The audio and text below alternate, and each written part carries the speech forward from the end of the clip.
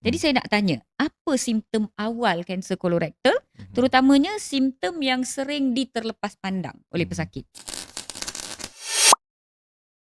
Kalau saya pada umur 40-an, kalau mula berak berdarah, irrespective first time ke second time ke, saya akan recommend patient untuk datang terus check oleh pakar supaya boleh dibincang tentang buat kolonoskopi. Kurangkan pergi ke klinik, pergi ke farmasi untuk beli ubat, because kita tak tahu apa puncanya pendarahan.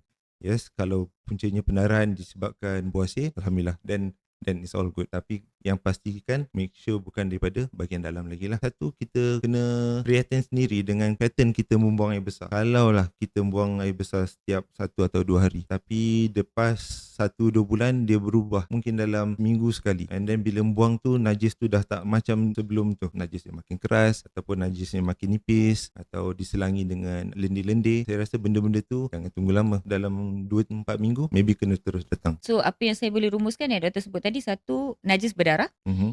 Nombor dua, perubahan pola membuang air. Ya. Alright, pada diri orang tu sendiri. Bukan nak kata dia sembelit ke, dia ceret-berit ke, tidak. Pola dia buang air tu berubah. Alright, adakah sembelit satu simptom? Sembelit boleh jadi satu simptom, jadi satu simptom awal. Kalau bahagian yang ketumbuhan tu berlaku di hujung usus, maksudnya di lubang najis, boleh menyebabkan sembelit. Tapi kalau ketumbuhan tu berlaku di kawasan usus yang besar rongga dia, sembelit tu tanda-tanda lambat. So kita tak boleh tunggu sampai sembelit berlaku baru datang untuk cek. Siri jom dengan tips ini dibawakan khas untuk anda oleh Columbia Asia Hospital Tebrau.